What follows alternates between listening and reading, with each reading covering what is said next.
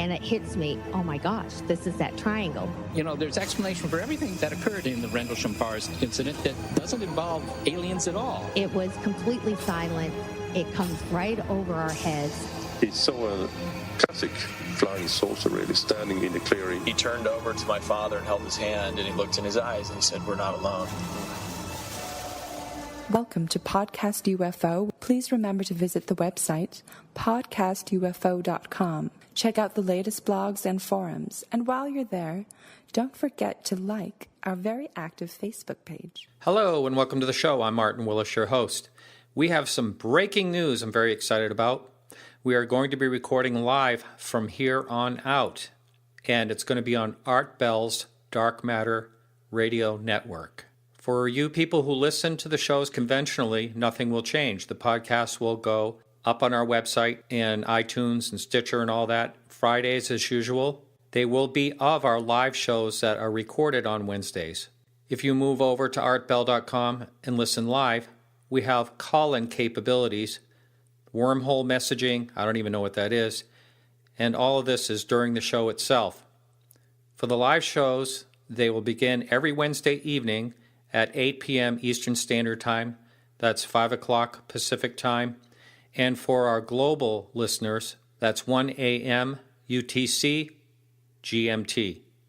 Our first live show on December 4th will be featuring a rare guest, Colby Landrum. I talked about that last week.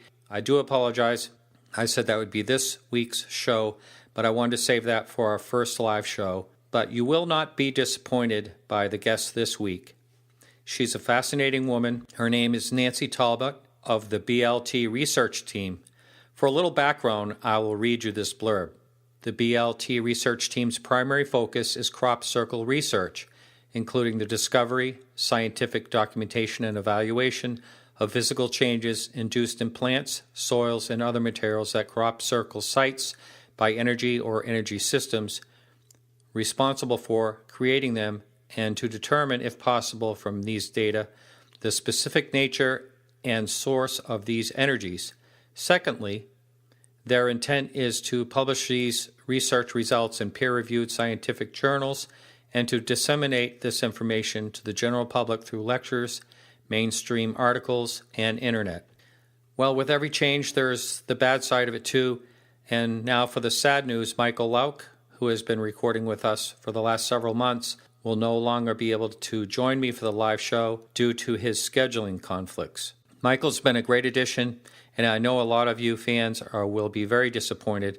I'm hoping to have him on as a guest and maybe actually for some pre-recorded sessions. I am happy to say, though, that I have Sam Moranto, who has been on the show several times, joining me. Sam and I will discuss a little bit what's going on lately in the UFO phenomena, and he's also going to help me interview the guests.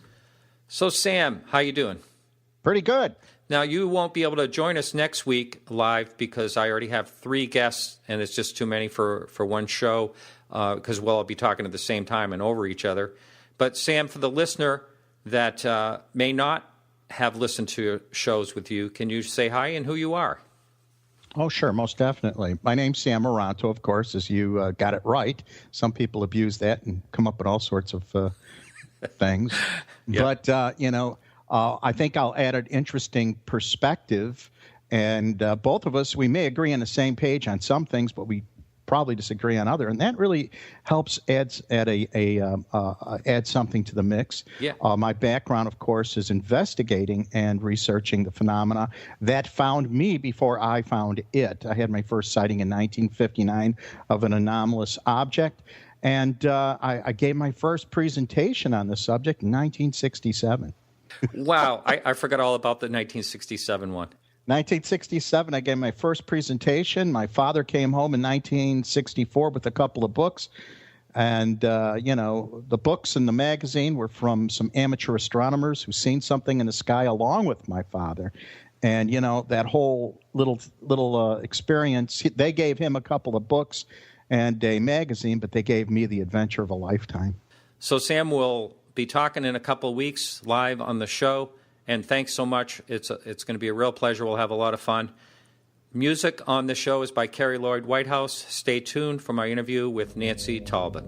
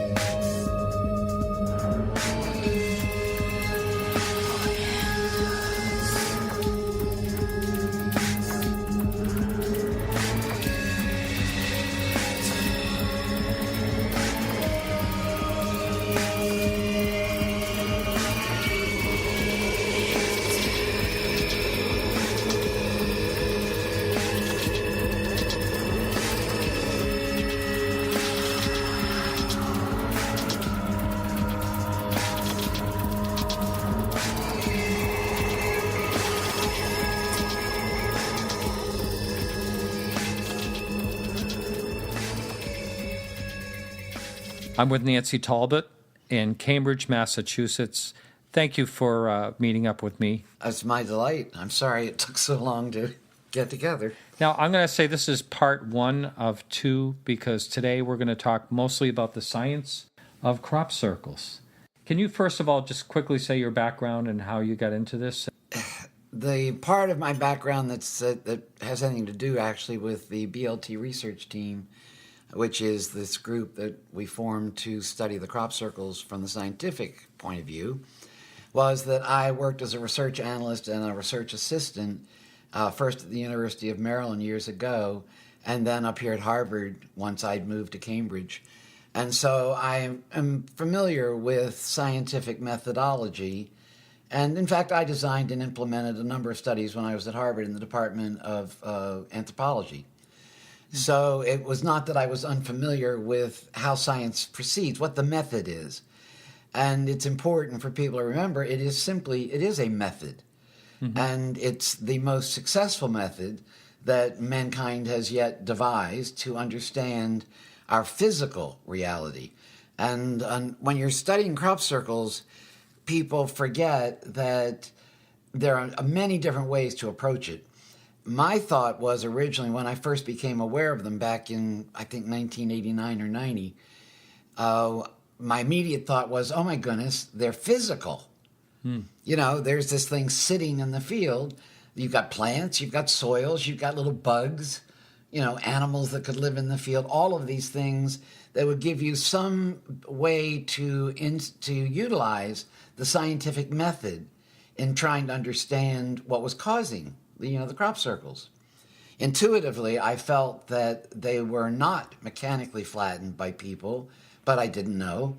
And so I went to England as soon as I could and got down on my hands and knees and started looking at the plants and immediately noticed a few things which I realized weren't normal.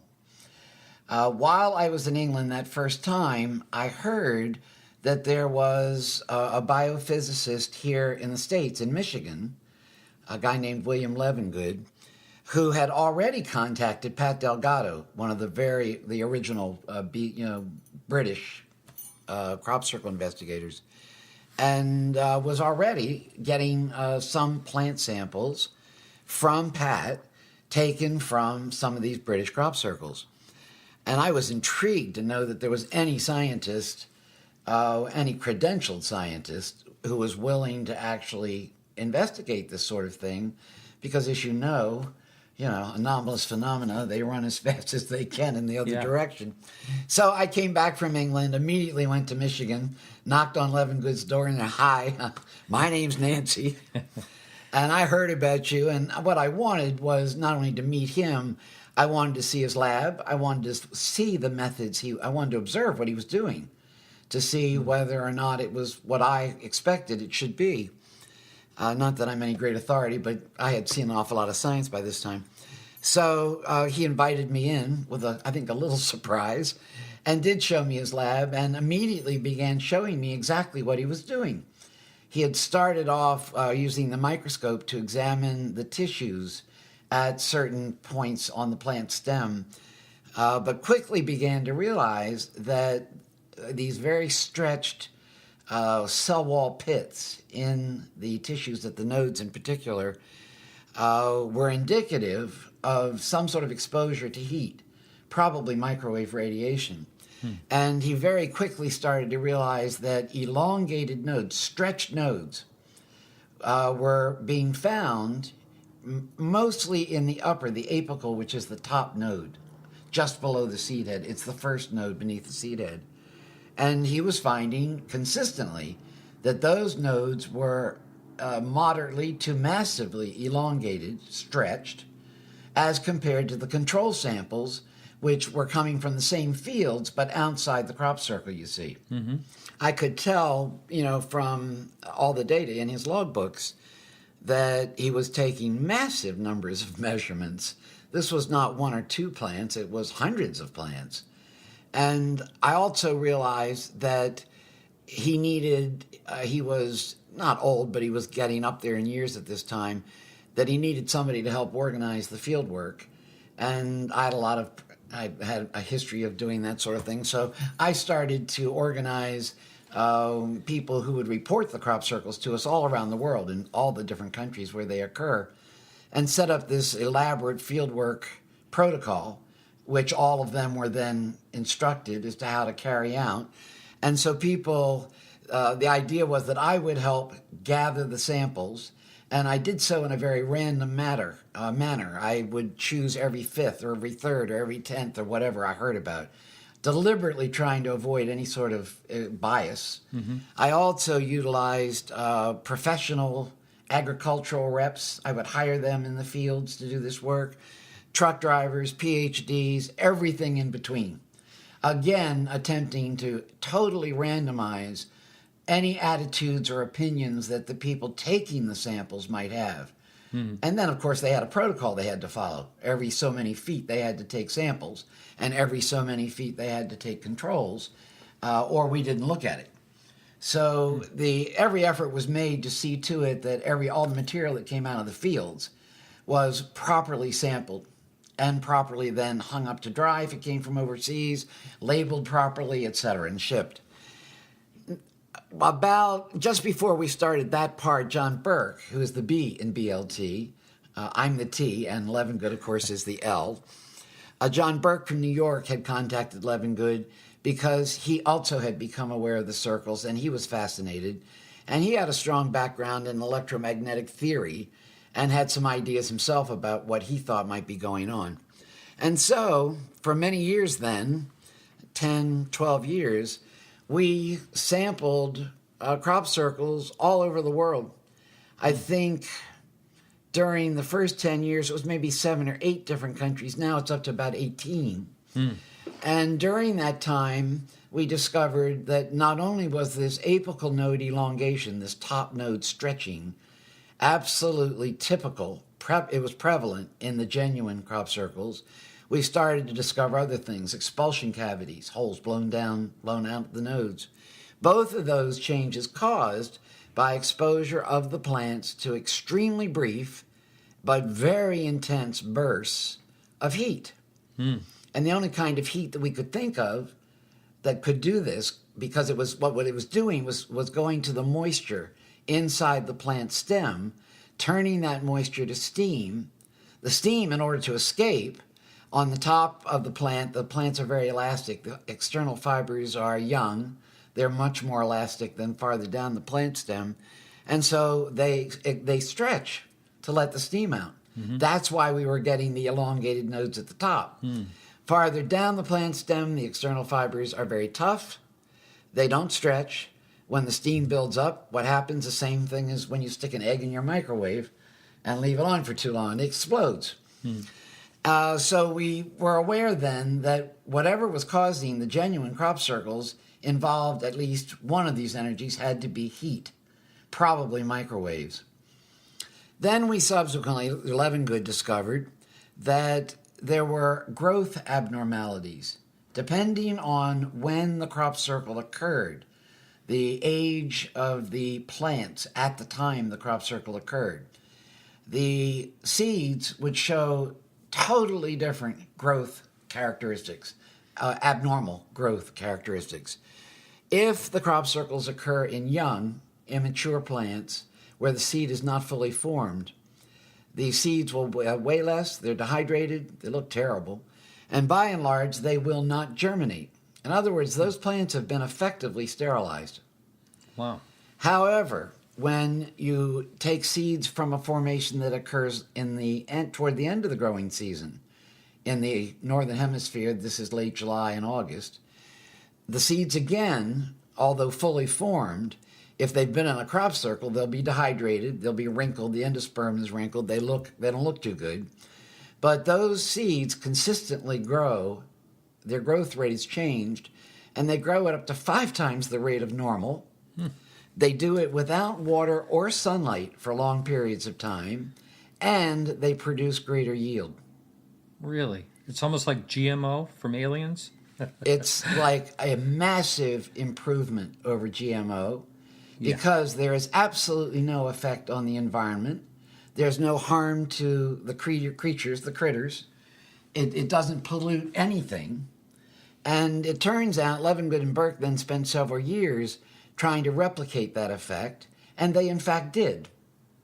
And they built a machine that delivered these electrical pulses, which Levengood called ion avalanches, very brief pulses of these ion avalanches to all different types of seeds. Took quite a while to figure out exactly how intense and how long, because all the seeds required different degrees and different lengths of time. But they were able to replicate it. They got a patent. They built the machine.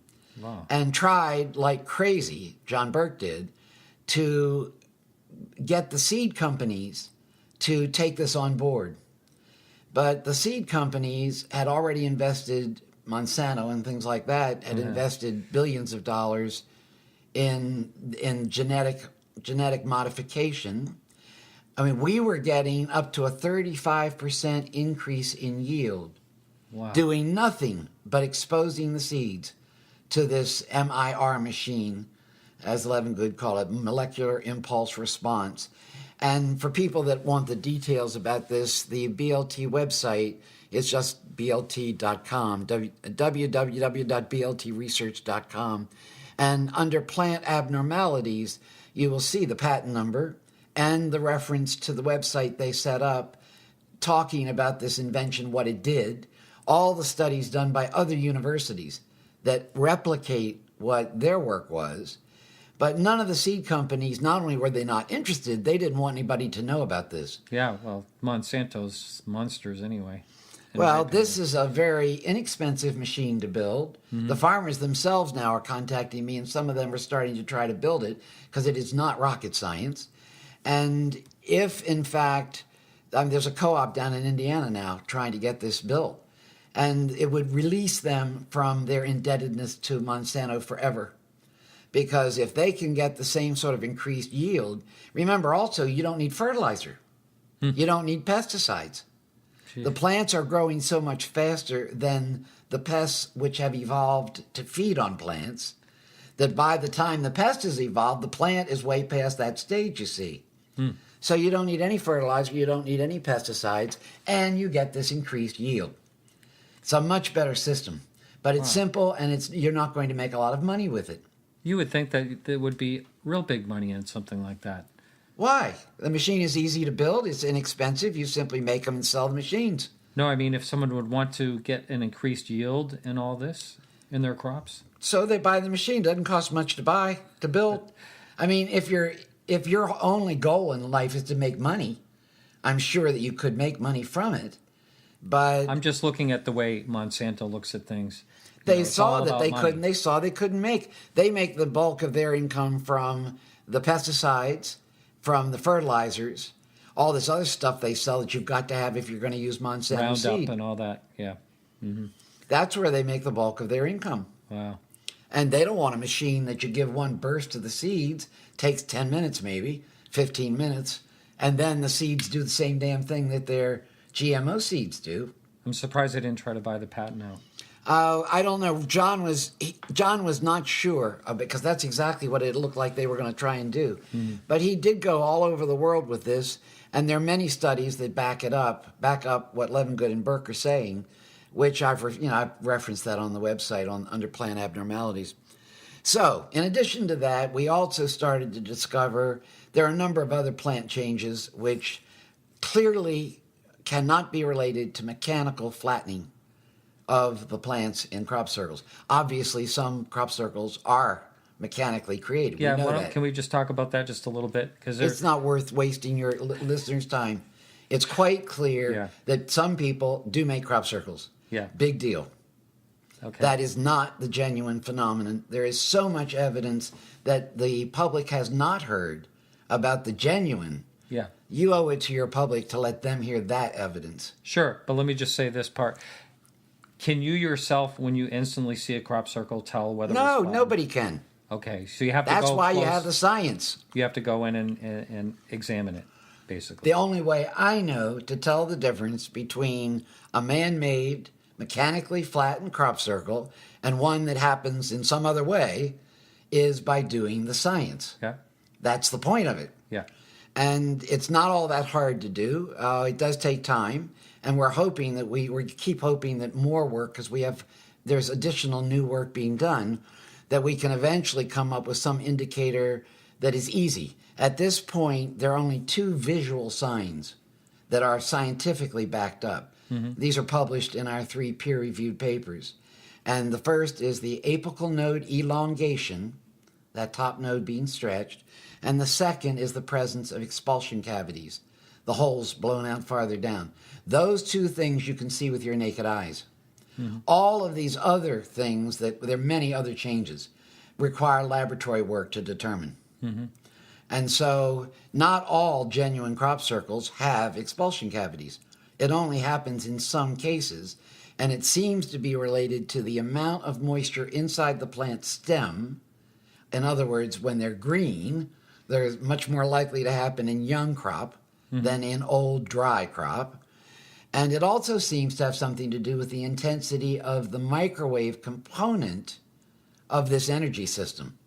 This energy system is not one energy. Now we know it's microwave radiation or something that's acting just like it. It's also these very unusual electrical pulses. And then we found out, quite by accident, as happens all the time, in science, that strong magnetic fields are also involved. We discovered this in 1993 with our first recovery of magnetized iron spheres, which are microscopic. You can't see them. But when we do our soil work, we extract them, and then under the microscope, you can see them. Perfect spheres, magnetized like crazy, stick together like a chain of pearls, and they're deposited inside the crop circles and not outside. I believe you showed images of this at the conference in North Carolina. I probably did. I remember seeing that. I probably did. Yeah. Now, those 3 energies are now established as being involved in the genuine crop circle creation process. Microwave radiation, unusual electrical pulses, and strong magnetic fields. Levengood, being a physicist, immediately jumps to, what is known in the science literature at the moment that has those characteristics?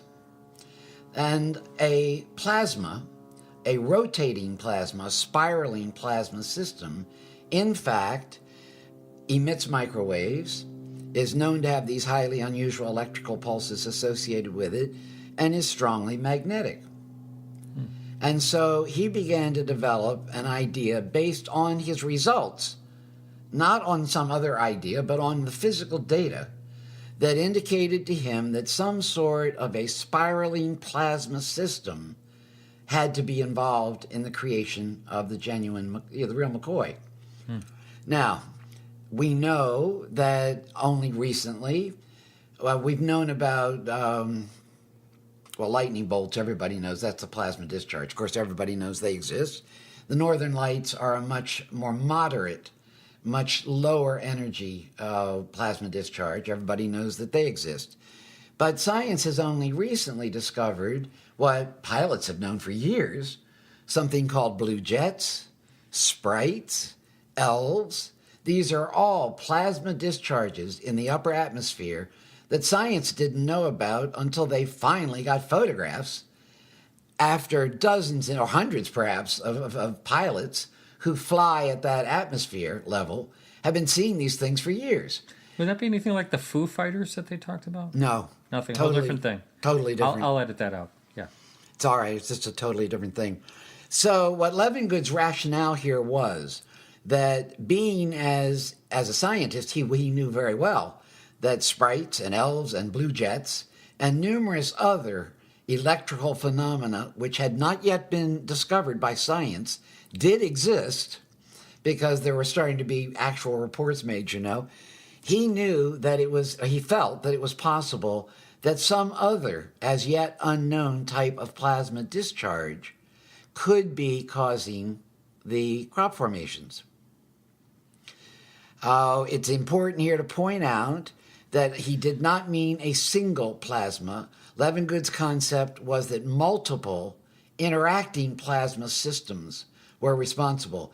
And that because if you imagine, let's say, a clear plastic beach ball, and inside that beach ball, you've got softballs and tennis balls and rubber balls and ping pong balls and every size ball you can imagine inside this great big clear one.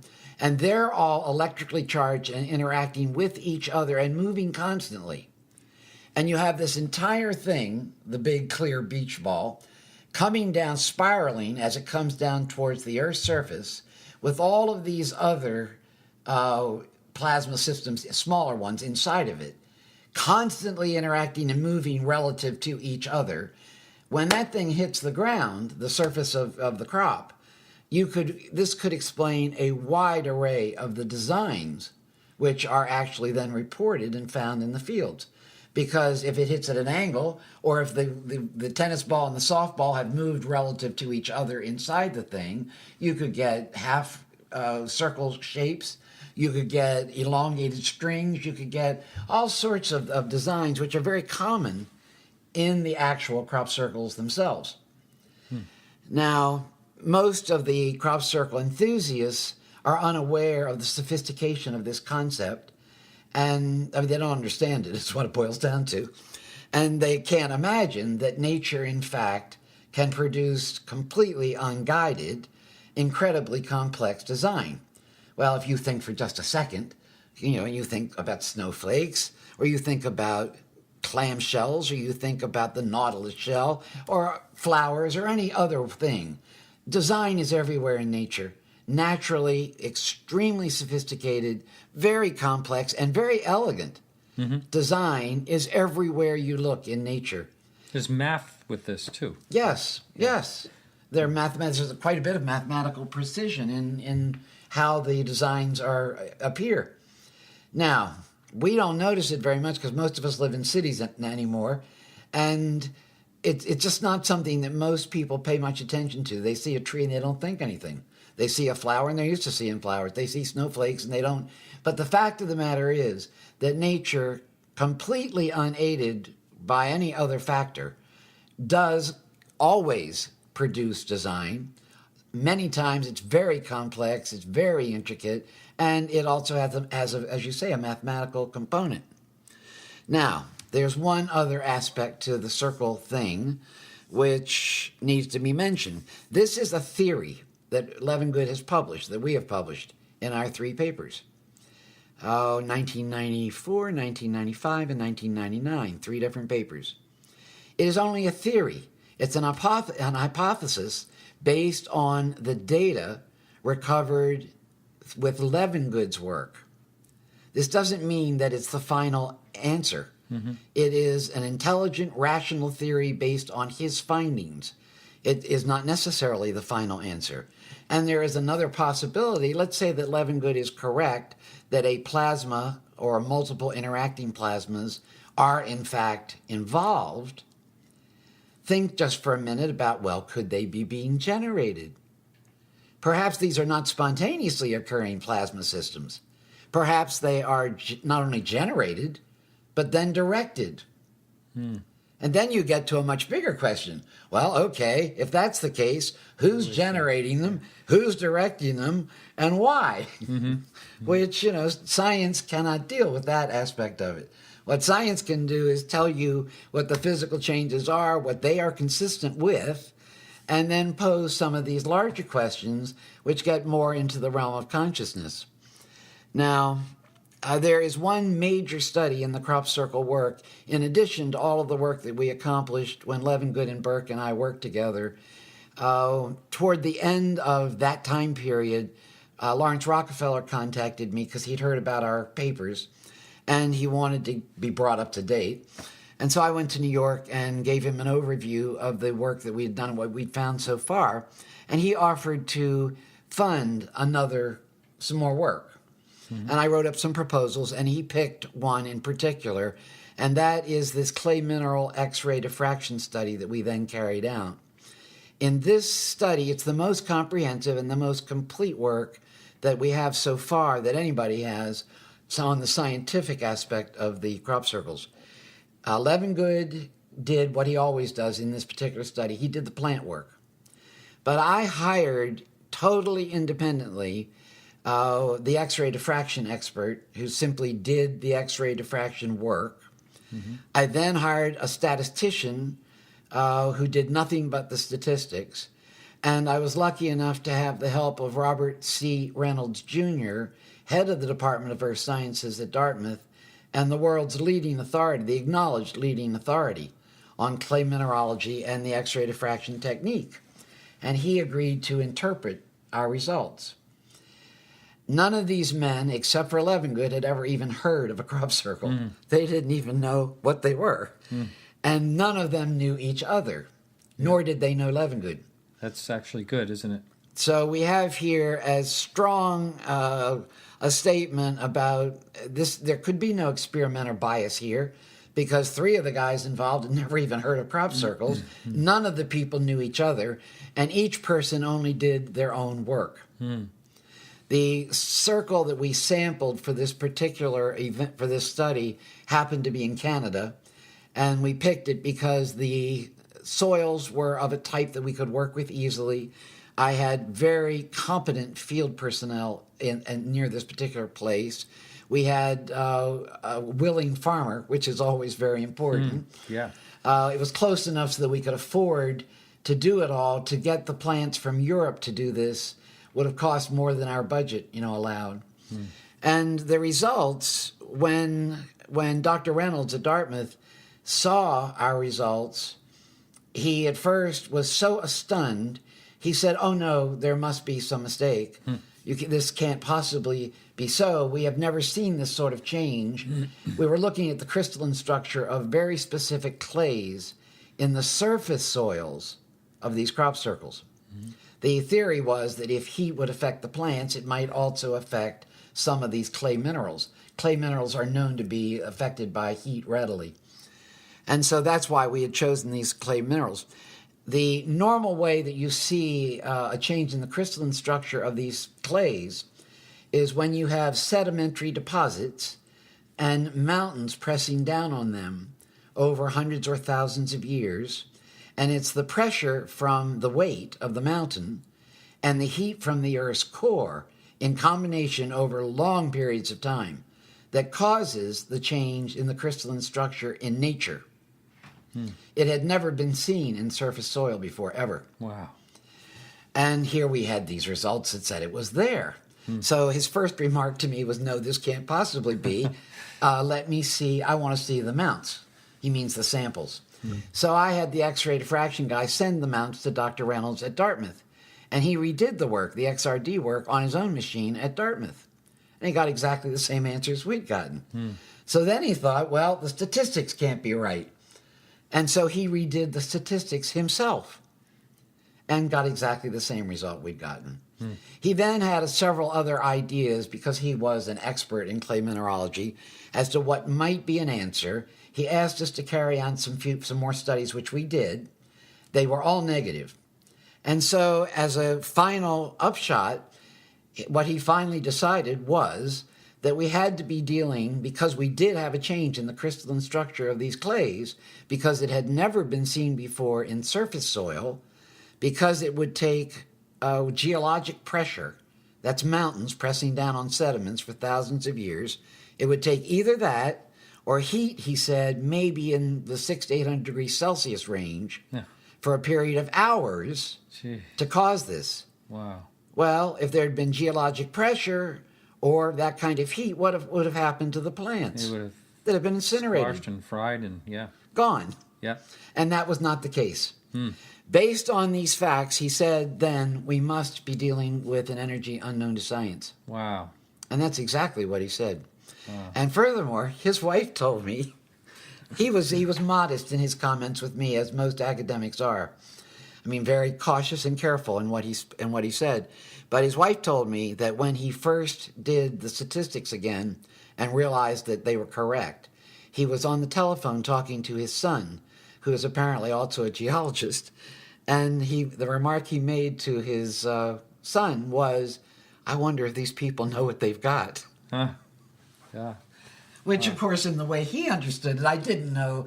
I knew it was stunning. I didn't know in the depth that a person with his background, of course, would recognize. Now, has this similar sample have been pulled out of other crop circles? We've never had the money to do the entire study again. I see. That study was $120,000. Was it really? Wow. One of the times we were going to meet up, you had to go because it was a sort of a local crop circle. Can you talk about that? Not sort of. It was in Massachusetts. That's local. That's unusual. Yes, it is unusual. Yeah. They don't. We don't get very many of them here in the Northeast. And I got a call from Western Massachusetts that there had been a circle, and so I had to go and get some field workers out there and start to get some information. This particular one is highly anomalous. It is not a standard crop circle, although it's in corn, it's in maize, and it is an ellipse with what looks like a cross going through it. Pathways off to the left and the right, and the north and the south, north, south, east, and west. And in maize, this is full-grown field corn. This is 14-foot tall corn. You don't knock over field corn, any kind of corn, easily. Not once it's grown to any height, The stalks are an inch thick. They're very sturdy. But in this case, we haven't got the work all done yet. We're still in process. It turns out that in this case, there are eyewitnesses to a flying cross UFO. Wow. Directly in that exact area, in fact, precisely over the field, one witness says, just before this circle was found. It was found at harvest. It's corn is grown on very flat land usually, and you can't see a crop circle in corn if it's been there. You simply can't see it. Just from overhead only. Yeah, exactly. And so they didn't find it. The farmer found it at harvest.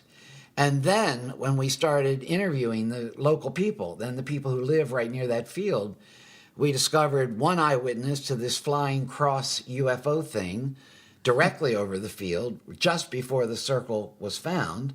And then we found two more now, and there may be others because we're having to do some exhaustive interviewing with various people out there. And from looking at the circle itself, I had the feeling that it may have been there for a while before it was discovered. And the lay of it was not typical. It was not like we have seen what we normally see in crop circles. There have been several circles in maize in Holland this summer also. And they are magnificent. Utterly magnificent. And look, you can't believe this fluffy, soft lay in stuff that is 12 feet, 13, 14 feet tall. And yet it's swirled around just like wheat plants would be or grass or whatever. But this thing in western Massachusetts is not like that. And it looks to me like, from various things that I'm hearing, that this thing is maybe going to end up being UFO related. And there are a number of cases, more and more cases actually, that we're beginning to realize certainly appear to be the direct result of the presence of what, for lack of a better term, you'd have to call a UFO. Something up in the air flying that you don't know what it is. Yeah. And in a number of these cases, these things are in the same design of the circle that has been found on the ground. Wow. More on that later. There's a growing amount of evidence that suggests that at least some UFOs, because now I understand there isn't just one kind of UFO. There are apparently a whole bunch of different kinds. And it may be that some UFOs, in fact, actually make some crop circles. Maybe they're generating the plasma systems, which then impact the crop in particular designs. I don't know. There are many, many witnesses, I myself being one, to crop circles. In fact, I'm the only crop circle researcher who has actually seen not just one, but two crop circles form in front of my eyes. Wow. And I thought that was really very special. I was kind of grateful. Can we talk about that? Sure. The first one, and this kind of gets us into this realm of the fact that there's more going on, apparently, than a simple plasma discharge. I expect, frankly, that we will eventually understand that whatever's doing it is utilizing plasma. But where that's emanating from, I think that's a pretty big question at this point.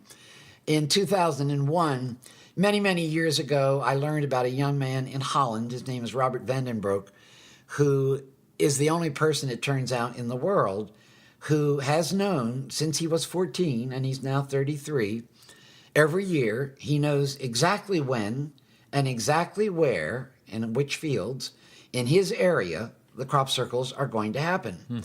And not only that, he often knows exactly what they're going to look like. Wow. He's witnessed well over 100 circles form now with his eyes.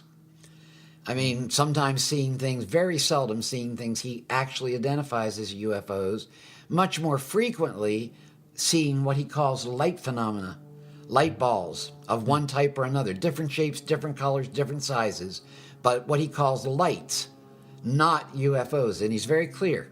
But there have been a few, and with increasing numbers, that he, and not just he now alone, he and me and some others, have seen where there seems to be what, again, for lack of a better term, I like to call a UFO was involved. So in 2001, I was with him, as I usually am in the summer, and we were doing an experiment for Dr. William Roll that year with magnetometers. We were mapping the fields in which the crop circles had occurred to see if we could find any geomagnetic or electromagnetic aberration in those fields that might help us explain what was going on. And we'd worked for weeks dragging this equipment all over the place. And I was tired and I was disgusted because unless I was standing directly underneath cross-country electric pylons, that's the only time I'd get a strange reading. And on none of these crop circles in Holland that year, and in this huge field out behind Robert's home, where circles appear regularly, I couldn't find a thing. So I was disgusted. And we came in one night, this is towards the end of my stay, and I was tired and just disgusted and sick and tired of studying. I mean, we worked so hard for so many years, and Robert wanted to go back out in the circles and take photos because he gets really weird photos out in these circles. And for him, it was just fun, you know. And I was so annoyed, I just said, no, I am sick and tired of this phenomenon. It's too hard to study. Why in the hell can't it be more direct? I'm going to go to bed. And so I went upstairs, and I was staying in what was Robert's bedroom that year at the back of the house. He was staying in one of the other rooms. And he stayed down in the kitchen. Now, both of these rooms face this big field that's right outside his backyard, big farm field. And I had, in the bedroom, there's a little balcony with floor-to-ceiling glass doors that open out onto the balcony, which I had wide open because it was so hot. And I got into my nightgown and got into bed, and the bed faces right out these windows. And I was going to read for a little bit, you know, before I'd go to sleep.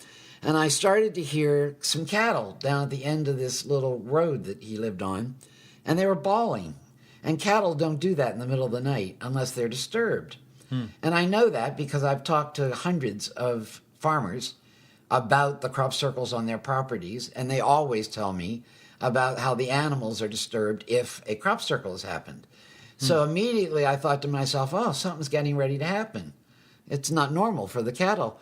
But I was tired. I thought, the hell with it. So I went back to reading. The cattle shut up, and I don't know, 5-10 minutes later, again they started. This time it was raucous bawling, and I knew something was getting ready to happen. As I started to swing my legs out of the bed, suddenly a tube of light from my vantage point, what is that, 1.5 feet? Yeah. About 1.5 feet in diameter, came crashing down. I mean, the force was unbelievable.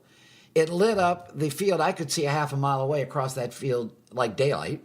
It lit my room up. I wasn't sure if maybe it wasn't coming in the bedroom. I mean, it scared the dickens out of me. Wow. But bam, this thing comes down. And it only lasted a couple seconds, and then it was gone. And I kind of like, damn, did I really see that? And before I could really do anything, another one, whoomp, comes crashing down, and then a third one, all within seconds of each other. Yeah. By now, Robert, who's in the kitchen, he sees the first two, and he's yelling for me because he wants to know if I'm seeing them upstairs. And he was on his way rushing up the stairs to get to me, so he didn't see the third one. But he gets to my room, and the two of us are like, oh my God, did you just, most dramatic thing either one of us had ever seen. We went running downstairs. The whole family's awake now because we're yelling. We get to the back door on the first floor, and I'm afraid to go out. The force of those tubes of light, I just thought, you get fried. So Robert and I looked up in the sky as best we dared. We couldn't see a thing up there, perfectly clear, normal sky. He has a little bit more guts than I. He stepped out. He didn't get fried. So I grabbed a flashlight and we went immediately to a fence at the back of his 80-foot-long, 90-foot-long backyard. And I shone the light over into this string bean field immediately on the other side. And that crop circle had formed in the closest growing crop that it could to my bed. And not only had it done that, it had made a perfect ellipse with the capital letter T going off it on one end. Is that right? That's what it did.